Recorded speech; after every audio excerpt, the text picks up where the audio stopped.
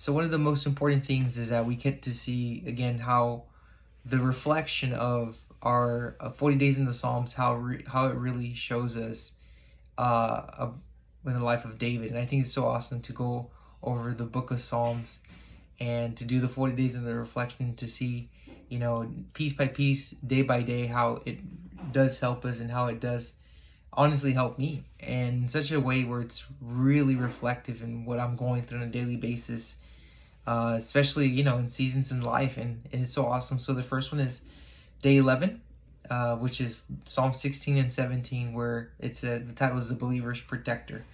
And basically, here David prays for God to protect him from his enemies. In chapter 16, it's basically showing David's confidence, and 17 shows his situation, the reality of his situation, of his enemies, and how they surround him.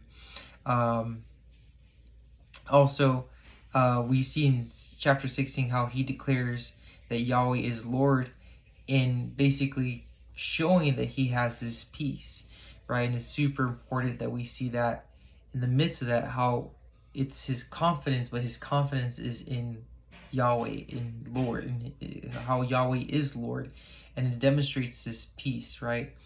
And now we can move over to the next one, which is basically day 12, which is the praise for deliverance, Psalms 18. The bigger picture here is basically a time for thanksgiving by David, God, and what God has done for him. And immediately right off the bat, I love how Psalm 18 describes how God has delivered David, and is basically thanksgiving. That is basically David giving thanksgiving to God. But immediately, I love how David begins the psalm, as the book says, in a unique way, by saying, "I love you, Lord."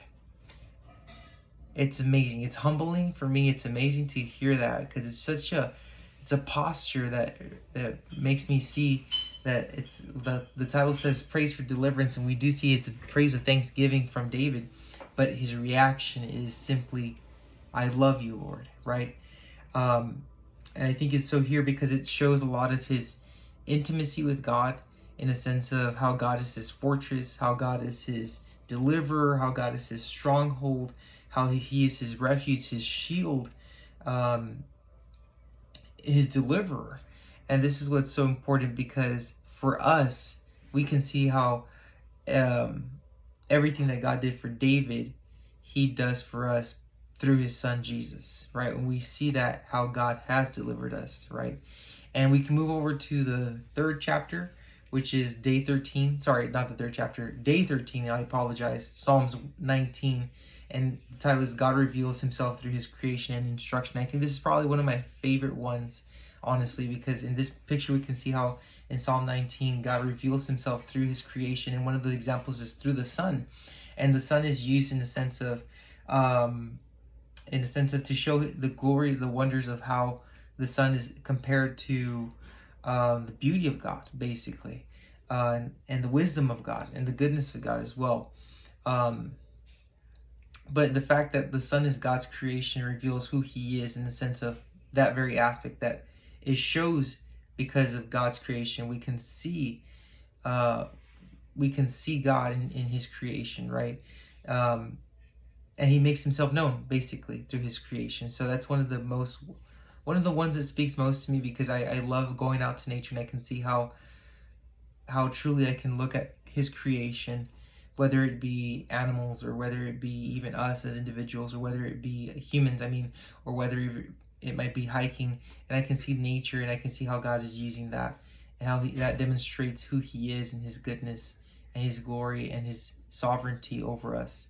And the fourth one is day 14, the King's Victory, basically showing Psalms 20:21, how 20 is people praying for the king, and 21 is the thanksgiving praises giving after. But I really want to acknowledge how in chapter 20, there's emphasis on how people have already prayed before the victory, praying before the victory as if the victory has already been won.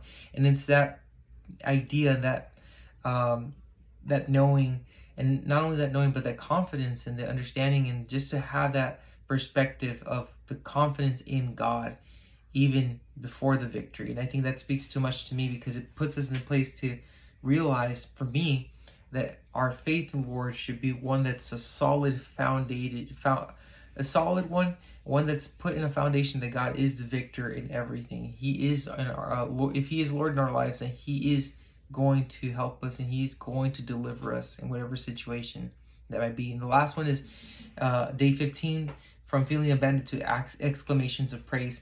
The big picture here is time of lament, and I think I really was able to reflect on this one, because it was interesting for me how in the times of lament,